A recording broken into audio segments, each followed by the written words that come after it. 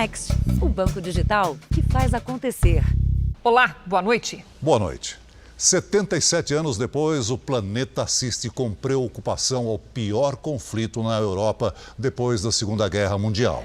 A Rússia usa sua força e invade a Ucrânia por terra, ar e mar. E por vários pontos da fronteira, inclusive pela vizinha Belarus. A primeira onda de ataques foi de mísseis cruzeiro, artilharia e bombardeios aéreos. Houve destruição de dezenas de alvos militares e perdas civis. A Ucrânia, com menor poder bélico, apela aos cidadãos que peguem em armas para defender o território. O espaço aéreo do país foi fechado para todos os voos. O governo ucraniano diz que a Rússia tomou o controle da antiga usina de Chernobyl e marcha em direção à capital, Kiev. Líderes ocidentais protestam em bloco contra a decisão de Vladimir Putin. O presidente americano Joe Biden disse que os Estados Unidos e seus aliados vão aplicar a maior sanção econômica da história contra a Rússia. A OTAN diz que não vai enviar tropas para ajudar a Ucrânia, mas irá reforçar a presença nos países do leste europeu. Putin revida e ameaça retaliar como nunca na história qualquer nação que tente interferir na ação militar. E veja também. Ucranianos fogem dos bombardeios depois da invasão russa. O relato de brasileiros que vivem na área de conflito e querem deixar o país. Dólar, petróleo e inflação, os impactos do conflito na economia brasileira. E na série especial, uma bebida roxa que mistura drogas e medicamentos numa combinação fatal.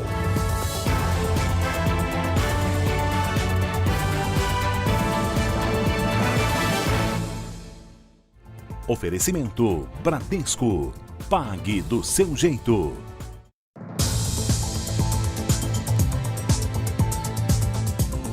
No primeiro dia da guerra entre Ucrânia e Rússia, ao menos 137 ucranianos foram mortos e mais de 300 ficaram feridos. Nossos enviados à zona de conflito, Leandro Stoliar e Luiz Felipe Silveira, tiveram de deixar o hotel às pressas por causa dos bombardeios na fronteira. A Rússia começou a bombardear a Ucrânia ainda de madrugada. A região de Donbas, no leste do país, foi a primeira a ser atacada. Nossa equipe passou os últimos dias viajando por essa região e teve que deixar às pressas a cidade de Mariupol, que fica no caminho das tropas russas. Pessoal, a gente acabou de ser acordado, são 5h30 da manhã. A gente acabou de ser acordado pelas pessoas do hotel para que a gente possa sair daqui rápido, porque os bombardeios começaram em Donbas, bem aqui onde a gente está, em Donetsk. A cidade está sendo bombardeada pelas forças russas, então a gente está tendo que deixar o hotel às pressas por conta desses bombardeios. A gente acabou de ver um morador saindo com um fuzil aqui na mão. Quem tem arma em casa já está pegando a arma para poder ajudar o exército aqui na fronteira. A gente está indo agora em direção a Kiev, capital da Ucrânia, porque a Rússia deu início à operação e já começou a bombardear as cidades aqui de fronteira, inclusive a cidade onde nós estamos. A informação que acabou de chegar é que os ataques estão vindo pelo mar. A Rússia também está bombardeando as cidades na costa, inclusive Mariupol. Os navios estão mandando as bombas para cá. Foi um ataque com todas as forças militares em ação. Tanques russos cruzaram as fronteiras, caças atacaram alvos militares e a Marinha deu apoio. Dia 24 de fevereiro fica marcado como o dia em que os russos bombardearam o país. O presidente ucraniano Volodymyr Zelensky disse que qualquer cidadão que queira pegar uma arma basta apresentar o passaporte ucraniano para ajudar o exército no campo de batalha e comparou a escalada de ataques aos tempos de Hitler na Segunda Guerra Mundial. O governo ucraniano cortou relações diplomáticas com a Rússia e decretou estado de guerra. O espaço aéreo do país foi fechado e 4 aeroportos foram atacados. Os bombardeios atingiram pelo menos 16 regiões do país e as sirenes tocaram para que moradores buscassem abrigos antiaéreos. Do lado russo, 7 aviões foram abatidos e 5 tanques destruídos. Pelo menos um avião ucraniano foi derrubado. Nas primeiras horas, a Ucrânia contava mais de 50 soldados russos mortos em batalha e mais de 40 militares ucranianos. Ao menos 10 civis também morreram nos bombardeios da manhã. Casas e escolas ficaram destruídas. Essas imagens mostram uma família que assiste da janela aos ataques. Uma criança chora em desespero. um congestionamento gigante se formou em várias cidades. Na capital Kiev, as filas de carros tentando deixar o país eram enormes e os relatos eram de falta de combustíveis nos postos. O presidente russo, Vladimir Putin, disse que a responsabilidade das consequências dessa invasão é do governo da Ucrânia e ameaçou qualquer nação que tentar interferir. Moradores das regiões atacadas estão com medo, mas dizem que não vão abandonar o local em que nasceram, como a ucraniana Katarina, que promete resistir. A Ucrânia declarou que as tropas russas chegaram à região de Chernobyl e tomaram a antiga usina que causou um dos maiores acidentes nucleares da história. Segundo o governo, é impossível dizer se a usina de Chernobyl está segura depois do ataque.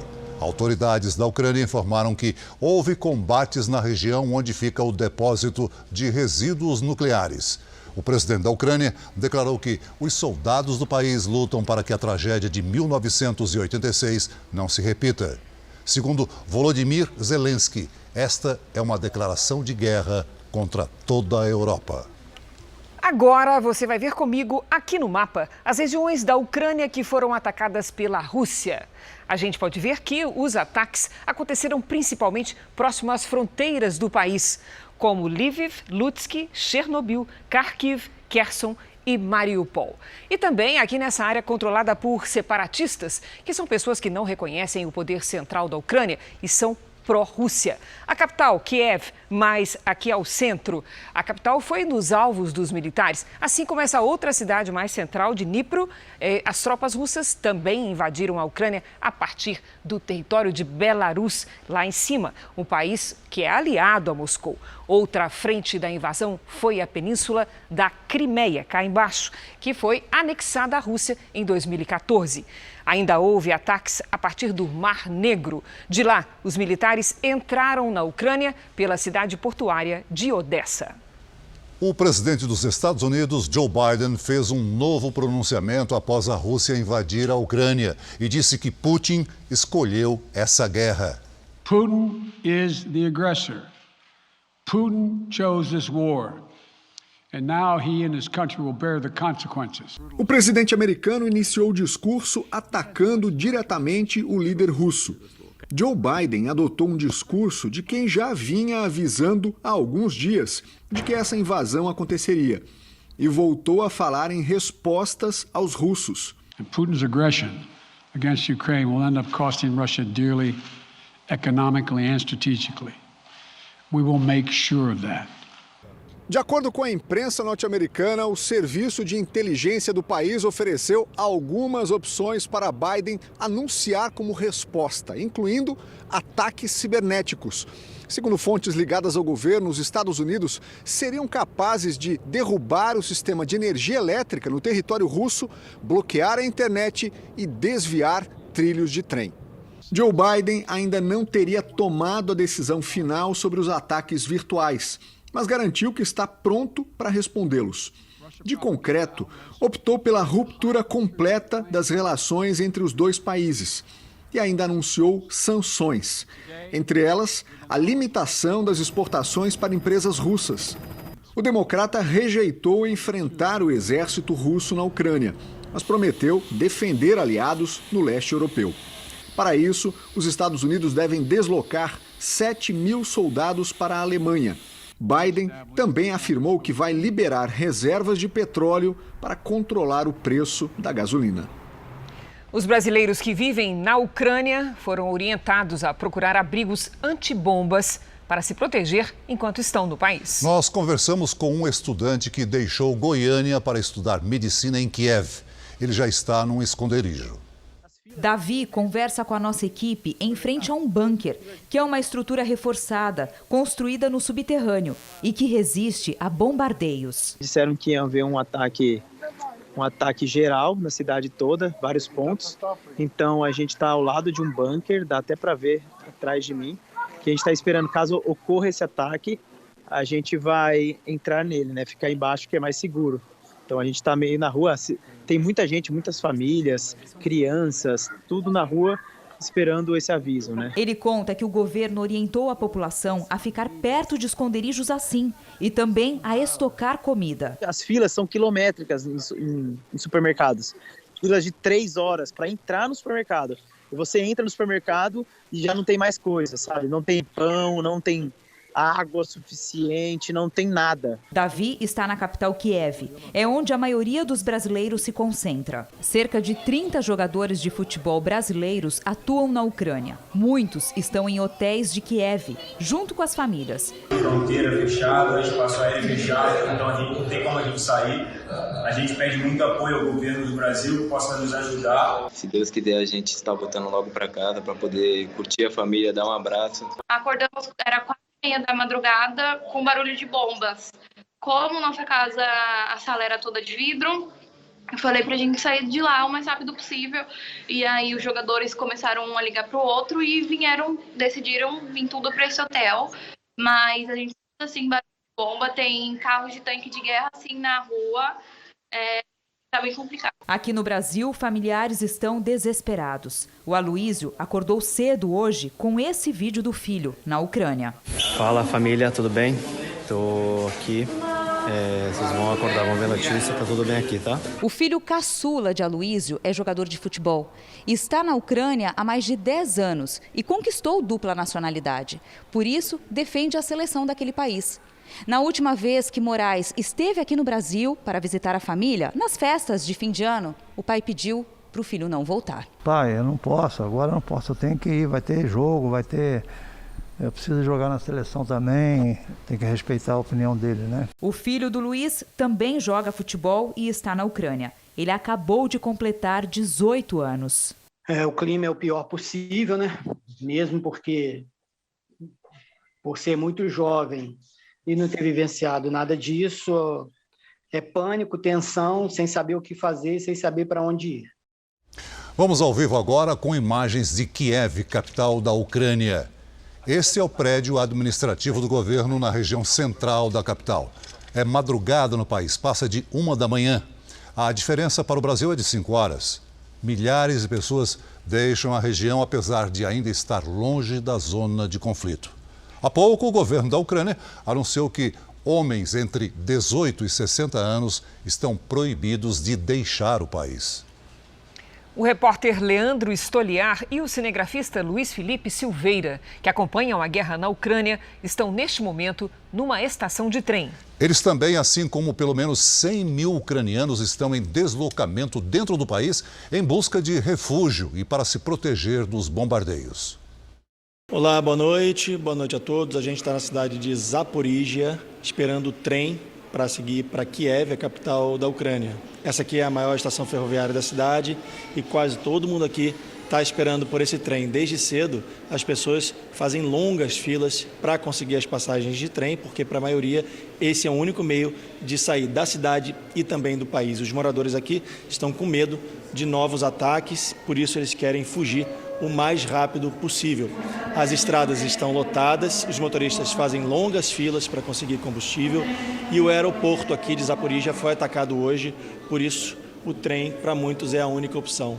A gente veio até essa cidade, a cerca de 2 horas de carro aí de Donetsk, na fronteira com a Rússia, porque a região onde a gente estava, na madrugada passada, foi bombardeada pelas tropas russas e a gente teve que sair de lá às pressas. O ministro da Saúde da Ucrânia, Viktor Lyashko, disse que 57 ucranianos foram mortos como resultado da invasão russa e outros 169 ficaram feridos até o momento.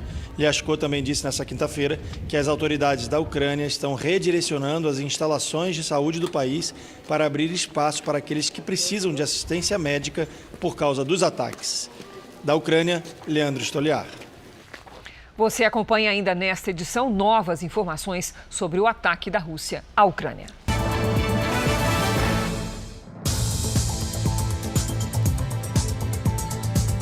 A guerra também pode afetar a estabilidade no Oriente Médio. Israel condenou a invasão e ofereceu ajuda humanitária aos ucranianos.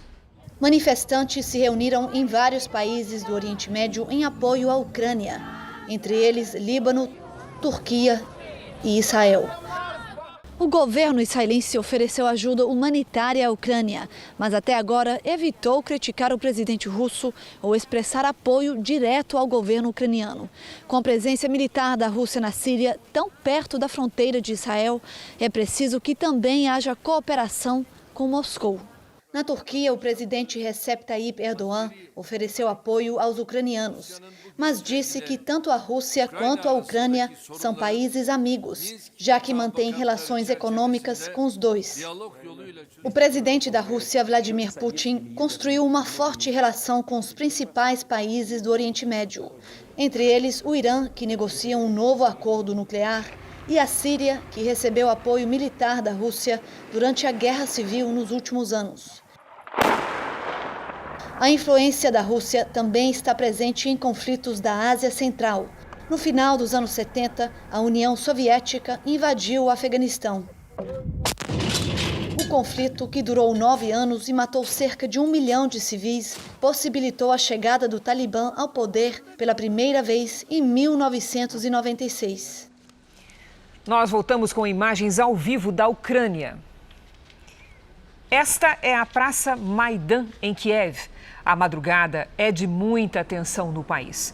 O Departamento de Defesa americano afirmou que no primeiro dia de ocupação foram lançados mais de 160 mísseis contra a Ucrânia.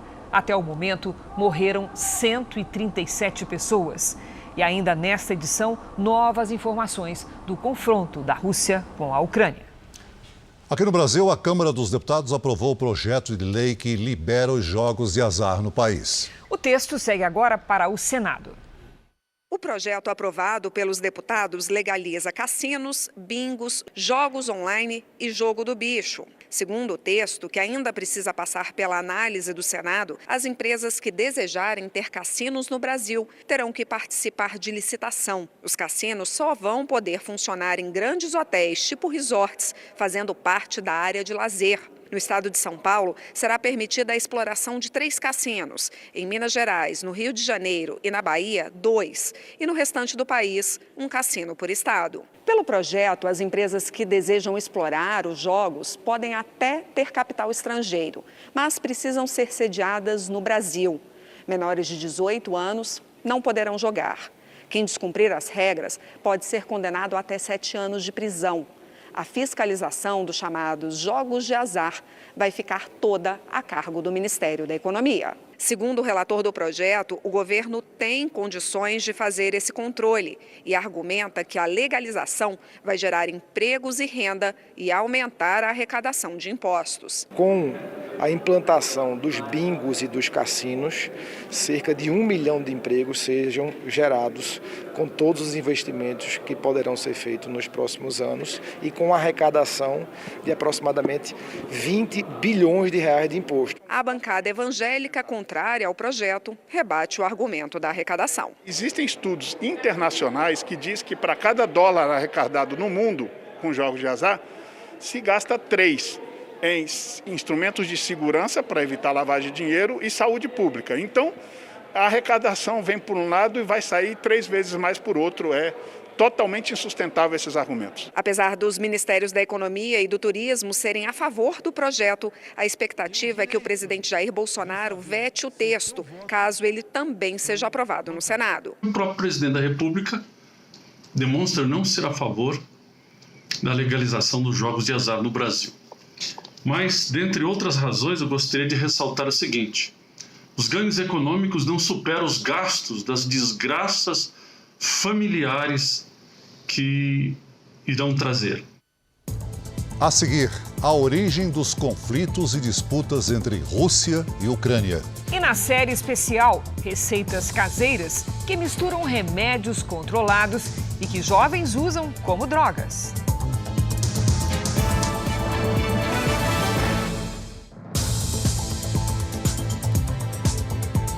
As tensões entre Rússia e Ucrânia atravessam séculos. E a origem dos conflitos se mistura com a história dos dois países. Rússia e Ucrânia já compartilharam territórios, população e guerras. As cenas são das últimas 24 horas, mas a disputa é de longa data. Para se ter uma ideia, a capital ucraniana, Kiev, 1000 anos atrás, foi a primeira capital russa. Mas os conflitos entre os dois países ganharam força mesmo com o fim da União Soviética e a independência ucraniana em 1991. A Ucrânia era considerada a região-chave da antiga nação socialista. Além de ser a segunda mais populosa, concentrava grande parte da produção agrícola, industrial, militar e de minérios. E mais do que isso, ela é vizinha imediata da Rússia, uma espécie de escudo para Moscou. A Ucrânia é um estado, é um país independente que está exatamente no caminho entre a poderosa Alemanha, a poderosa Europa Ocidental e a Rússia. É o caminho natural para as invasões que já aconteceram dos europeus no território russo. Quando a União Soviética acabou e as nações que faziam parte dela conquistaram a independência, os russos passaram a ficar ainda mais preocupados com a segurança das fronteiras.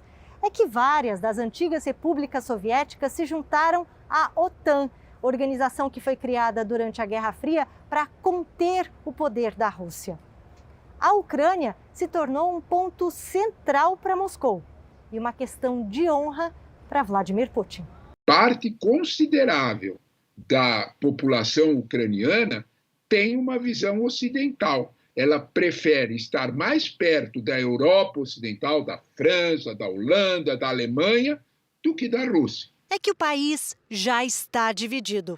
O Oeste preserva a cultura ucraniana e tem os olhos voltados para a União Europeia. Enquanto o Leste, que faz fronteira com a Rússia, tem forte influência de Moscou e até grupos paramilitares pró-Rússia. Em 2014, Moscou anexou a Crimeia, território que pertencia à Ucrânia. Cerca de 13 mil pessoas morreram no conflito. Para o presidente russo, a invasão de agora é para resolver uma questão histórica. Russos e ucranianos são um só povo, afirma Putin. Para a Ucrânia, é como você ter um vizinho que é muito mandão, muito poderoso e muito intrometido. É, de fato, um risco grande ter um vizinho como esse, principalmente quando ele passa os limites do teu portão, como aconteceu na noite de ontem com os ucranianos. Pois agora, então, nós vamos ver aqui no telão como esse ataque revelou a superioridade militar da Rússia, situação completamente desigual. As Forças Armadas russas têm cerca de 4 soldados para cada militar da Ucrânia. O atual contingente ucraniano soma 209 mil militares contra 900 mil da Rússia. Levando em consideração os militares da reserva, a proporção é ainda mais desigual. São 900 mil homens da Ucrânia contra 2 milhões da Rússia. Essa superioridade também aparece no arsenal de guerra, nos armamentos. A Ucrânia tem 98 aeronaves de ataque, a Rússia 1.511. Helicópteros são 34 do lado ucraniano, contra 544 dos russos. Somando os tanques e blindados, a diferença entre os dois países impressiona. São cerca de 15 mil na Ucrânia, enquanto a Rússia tem quase o triplo, 42 mil veículos. Já a Marinha ucraniana conta com apenas 16 navios. A Rússia tem 220 embarcações de guerra. Líderes de países europeus reagiram com novas sanções contra a Rússia. Paris, Londres, Berlim. Pessoas que vivem nas principais capitais da Europa foram às ruas protestar contra a guerra. Até mesmo na Rússia houve manifestações contra a invasão na Ucrânia. Quase 2.000 pessoas foram presas. A presidente da União Europeia condenou o ataque da Rússia à Ucrânia e falou em dias sombrios. Com as sanções, o bloco europeu quer restringir o acesso da Rússia a mercados importantes e a tecnologia. O primeiro-ministro britânico Boris Johnson chamou Putin de ditador.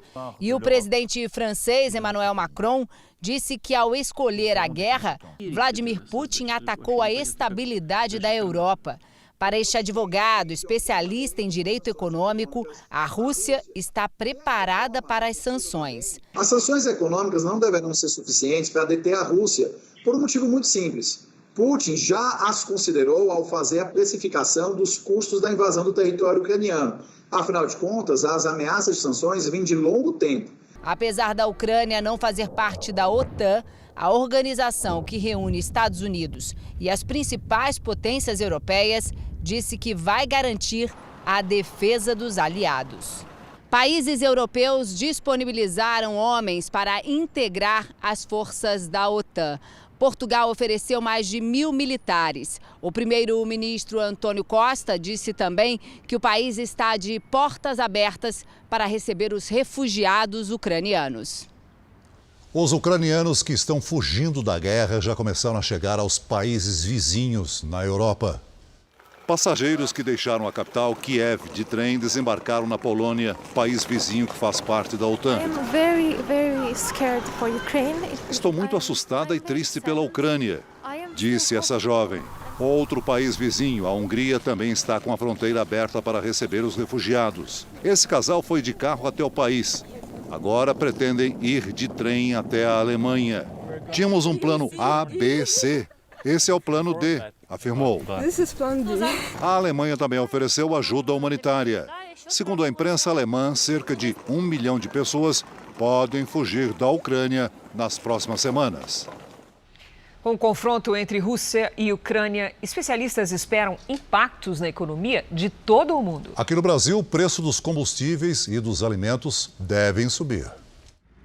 Os desdobramentos do conflito entre Rússia e Ucrânia podem pesar no bolso do brasileiro. É que uma guerra mexe com a economia de todo o mundo.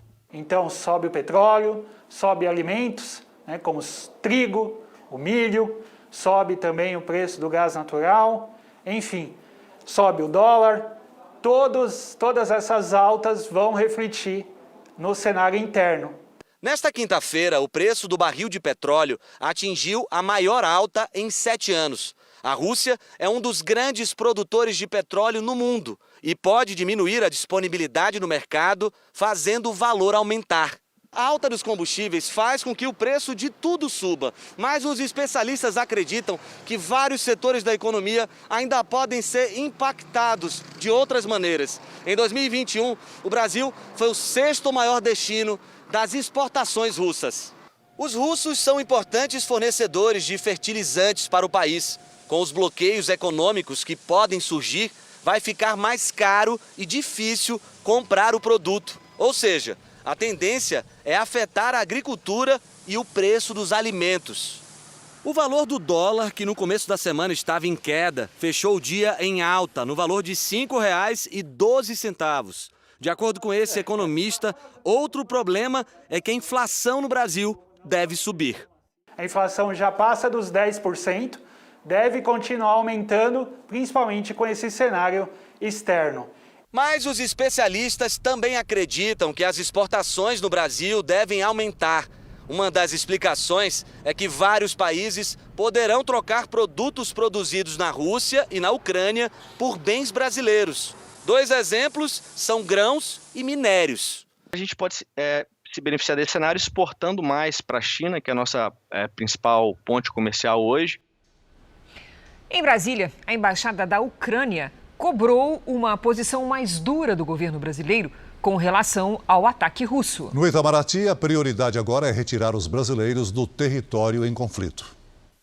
A movimentação na Embaixada da Ucrânia em Brasília foi intensa ao longo do dia. Estamos sentindo um apoio internacional no momento sem precedentes, um apoio dos nossos parceiros internacionais e da União Europeia em particular. Nós esperamos que o Brasil se somasse a toda a comunidade internacional e condenasse as hostilidades, a agressão contra a Ucrânia. Para o vice-presidente Hamilton Mourão, o Brasil não adotou uma posição de neutralidade. O Brasil não está neutro. O Brasil deixou muito claro que ele respeita a soberania da Ucrânia. Então o Brasil não concorda com uma invasão do território ucraniano. Isso é uma realidade. No Itamaraty, o diretor de comunicação destacou a posição brasileira. A posição do Brasil é de viabilizar a paz a qualquer momento, de acordo com a nossa Constituição e com a Carta das Nações Unidas. A Embaixada do Brasil em Kiev, capital da Ucrânia, está cadastrando os brasileiros que estão no país para orientar sobre a saída do território em conflito. O Itamaraty calcula que cerca de 500 brasileiros possam estar na Ucrânia. O Brasil também pretende apoiar a retirada de pessoas dos países vizinhos aqui da América do Sul, como Argentina, Chile e Paraguai. Agora há pouco, em uma transmissão pela internet, o presidente Jair Bolsonaro respondeu à fala do vice, Hamilton Mourão, sobre a guerra na Ucrânia. Deixar bem claro, o artigo 84 da Constituição que diz que quem fala sobre esse assunto é o presidente. E o presidente chama-se Jair Messias Bolsonaro. E ponto final. Então, com todo respeito a essa pessoa que falou isso, e eu vi as imagens, falou mesmo, tá falando algo que não deve. Não é de competência dela, é de competência nossa. O goiano Rony dos Reis, de 34 anos, morou 3 anos na Rússia e agora vive na Ucrânia, onde concluiu o curso de medicina. Hoje ele ficou assustado com o clima de medo na cidade vazia. O brasileiro diz que também viu muita gente tentando sair às pressas da capital, Kiev. Bom, eu estou no centro antigo aqui de Kiev. Não tem quase ninguém aqui agora, nesse momento. Isso aqui estaria lotado. A embaixada brasileira fica para aquele rumo ali. Essa é a situação que temos aqui agora. Um monte de gente, assim, no metrô com malas para poder viajar. E é o que temos. Vamos de novo ao vivo acompanhar imagens direto da Ucrânia. Vamos mostrar o prédio administrativo do governo da Ucrânia em Kiev. A capital do país não sofreu ataques graves. Mais cedo, o porta-voz do governo russo disse que Putin está disposto a negociar termos de entrega de Kiev. Mas para isso, ele exige a promessa da Ucrânia de não ter armas em seu território. E aqui no Brasil, nós retomamos o tema da tragédia em Petrópolis. Subiu para 210 o número de mortos na cidade. Entre as vítimas estão pessoas que também sofreram com as chuvas de 2011, na região serrana do Rio. Cerca de 900 pessoas estão em abrigos públicos ou casas de parentes. Elas vão receber um auxílio de R$1.000 por mês e querem reconstruir a vida. Anderson está contando com isso. Ajudante de pedreiro, ele quebrou os 2 tornozelos na enxurrada e ainda teve a casa destruída. Não tenho nada, acabou com tudo, RG, CPF, não tenho documento nenhum. Perdi tudo. Esta semana, o governo federal anunciou uma verba de R$70 milhões para a recuperação da cidade. Mas a estimativa é de que seriam necessários 400 milhões para resolver os problemas. A cena se repete. A tragédia acontece, promessas são feitas e moradores continuam em risco. Depois da chuva de 2011 na região serrana, que deixou mais de 900 mortos, a meta era a desocupação das áreas críticas. Mas aqui em Petrópolis, pelo menos 83 famílias ainda aguardam o básico, o aluguel social.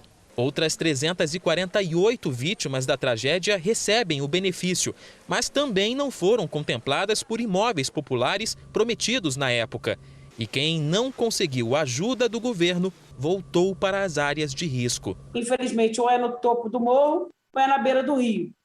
Então, acabaram indo para esses locais e acabaram sofrendo com a tragédia de novo. Dona Marlene e um dos filhos ainda não sabem como superar tantas perdas. 4 casas da família, incluindo a que abrigava uma confecção de roupas, foram destruídas no deslizamento de terra. A gente está perdido. Para todo canto que tu vai, tu olha, é um pedaço teu, uma coisa tua que está jogada aqui, outra ali. Vamos então com a previsão do tempo.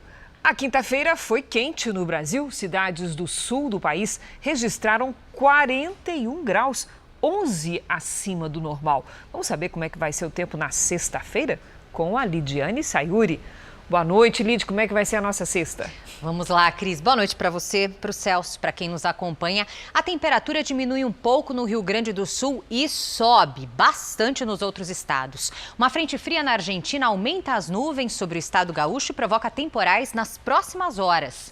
Além da chuva, essa frente fria empurra o ar quente em direção ao Paraguai. As temperaturas sobem bastante em cidades do oeste de Santa Catarina, do Paraná e de Mato Grosso do Sul. Na região sul e em Mato Grosso do Sul, as pancadas à tarde podem vir com granizo, trovoadas e ventania. No sudeste e no centro-oeste, a chuva pode causar alagamentos. No norte e nordeste, calor e chuva passageira. Tempo firme apenas na área clara.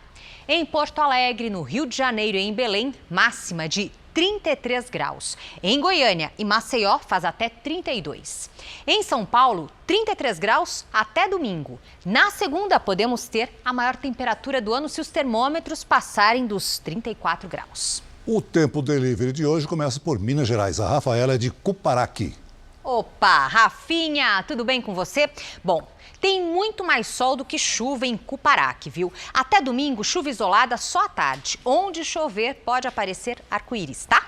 Máxima de 33 graus. A Cristiane é fã do JR e mora em Santa Inês, no Paraná. Vamos lá.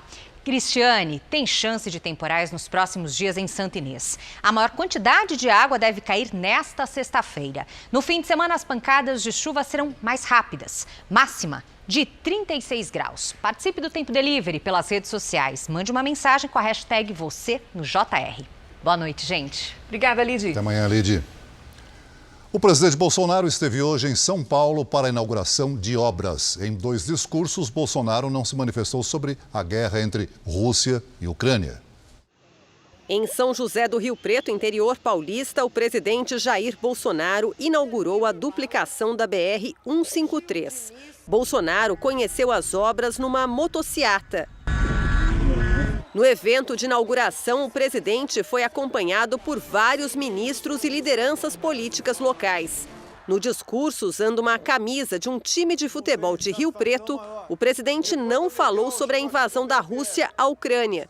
Bolsonaro voltou a criticar as ações de prefeitos e governadores durante a pandemia. Assistimos ao longo dos últimos 2 anos, vimos e sentimos na pele protótipos de ditadores por todo o Brasil, onde estes aprendizes ditadores tomaram medidas, algumas populistas, outras não pensadas, mas que afetaram diretamente as nossas vidas. Eu tenho poder, tinha e tenho poder de fechar todo o Brasil por decreto. Jamais cogitei isso. No segundo compromisso do dia, aqui na capital paulista, o presidente Jair Bolsonaro também não se manifestou sobre a invasão da Ucrânia pelas tropas russas. Na semana passada, durante encontro com o presidente russo Vladimir Putin, Bolsonaro defendeu a soberania dos países e o empenho pela paz. Chegou a dizer que era solidário à Rússia. O motivo da vinda a São Paulo foi a inauguração de 2 piscinões que vão beneficiar 500 mil famílias. As obras para evitar enchentes estão em fase final e contam com investimento federal de 185 milhões de reais. Antes de retornar a Brasília, o presidente postou numa rede social sobre o apoio do governo aos brasileiros que estão na Ucrânia. Estou totalmente empenhado no esforço de proteger e auxiliar os brasileiros que estão na Ucrânia. Nossa embaixada em Kiev permanece aberta e pronta para auxiliar os cerca de 500 cidadãos brasileiros que vivem na Ucrânia e todos os demais que estejam por lá temporariamente. A Receita Federal divulgou hoje as regras para a declaração do imposto de renda sobre os rendimentos do ano passado. O prazo para a entrega vai de 7 de março a 29 de abril. É obrigado a prestar contas ao Leão todo contribuinte que teve rendimentos tributáveis no ano passado, que somaram mais de R$ 28.559,70. Não é obrigatório, mas é recomendável preencher a declaração de isento. O programa para preenchimento e envio da declaração também vai estar disponível a partir de 7 de março no site da Receita Federal. Este ano, tanto o pagamento do imposto devido quanto o recebimento da restituição poderão ser feitos via Pix. 5 pessoas foram presas em uma operação da polícia contra uma quadrilha que adulterou cerca de 10 mil carros. Até mesmo viaturas do Exército foram falsificadas pelo grupo. Os criminosos agiam em pelo menos 11 estados. Segundo a polícia, 10 mil veículos foram clonados e usados ilegalmente. Entre eles, 3 mil viaturas do Exército. De acordo com as investigações, a quadrilha tinha ajuda de servidores dos departamentos estaduais de trânsito e também de despachantes. A Justiça mandou afastar 95 funcionários nos Detrans de São Paulo, Tocantins e Minas Gerais. Os carros adulterados eram dados como garantia em operações financeiras. A quadrilha também inseria no sistema do governo federal automóveis comprados na Zona Franca de Manaus, que tem isenção de impostos. Mas os veículos eram emplacados em São Paulo e depois revendidos sem recolher as taxas. O prejuízo estimado é de mais de 500 milhões de reais. Além da prisão de 5 pessoas, também foram apreendidos veículos de luxo. Os suspeitos poderão responder pelos crimes de inserção de dados falsos, lavagem de dinheiro e organização criminosa. Voltamos ao tema da invasão russa na Ucrânia. O repórter Leandro Stoliar e o cinegrafista Luiz Felipe Silveira seguem de trem para a cidade de Kiev. Eles estão acompanhados de centenas de moradores que tiveram de sair das cidades depois dos bombardeios.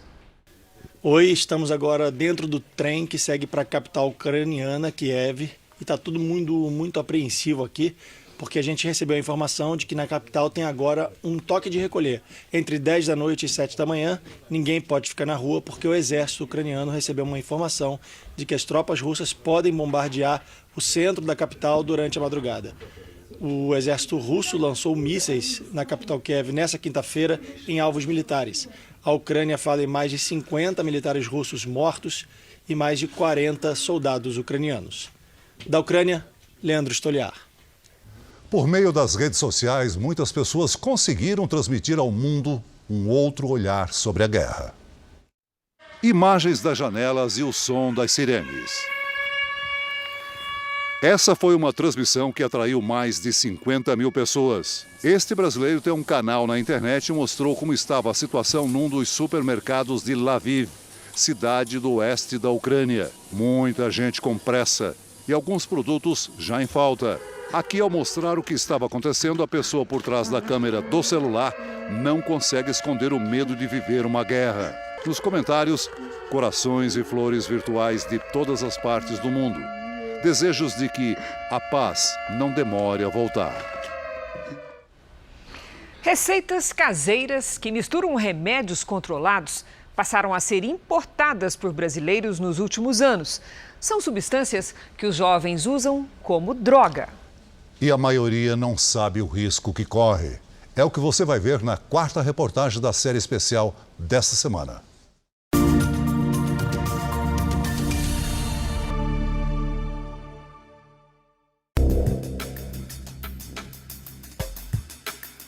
Uma droga colorida intimamente ligada à cultura musical norte-americana. Dos grupos de blues dos anos de 1960 aos rappers de hoje. Lean, Syrup, Purple Drunk ou Purple Drink, a bebida roxa. Muitos nomes para uma mesma droga. É uma mistura que tem como base a codeína, um opioide usado em comprimidos e xaropes de venda controlada ou com prescrição médica para dor e tosse. Uma febre nos Estados Unidos que começa a se expandir no Brasil. Dependendo da droga, né, a coisa começa como para aliviar um sofrimento, né, e se transforma num fenômeno vigoroso, né, quer dizer, nunca se morreu tantos americanos de overdose de substâncias quanto agora. Isso está acontecendo agora, né? A receita tradicional junta refrigerantes e medicamentos. Na internet, não é difícil encontrar ofertas dos kits, como os traficantes chamam a mistura.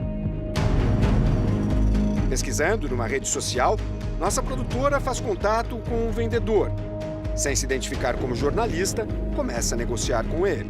Dessa tabela aí, a gente que faz, bagulho que é difícil de achar, a gente fabrica. Tem uns bagulho que a gente já não tem acesso, mas a gente conhece quem tem. Aí uma coisa faz acontecer a outra, né?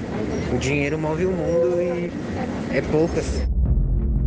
A tabela a que o traficante se refere é grande e inclui diversas drogas. Sobre o Purple Drink, ele faz algumas recomendações. Eu não sou a favor de usar esses bagulho em público, tá ligado? Você nunca sabe se vai bater muito intensa, vai depender muito do seu organismo, né? Mas aconselho as primeiras que você for fazer fracionada pra você, tomar em casa, pra você ver como é que é direitinho. Tem 2 doses aí, não vai tomar de uma vez não, que você vai capotar aí. O traficante diz que está sem tempo. Então só chega em casa hoje 1h da manhã, tá muito corrido. Mas concorda em levar o kit pessoalmente. A entrega é em uma estação do metrô, em São Paulo. Os dois se encontram em uma área movimentada na catraca. O traficante, de camisa social, retira o saco plástico da mochila e, com calma, mostra os medicamentos ali mesmo. Só depois de pegar o dinheiro, entrega as drogas e vai embora.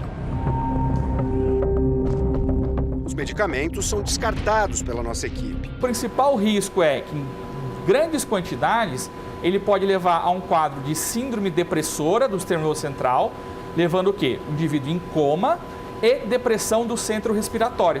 Ou seja, isso vai levar ao quê? A uma parada cardiorrespiratória.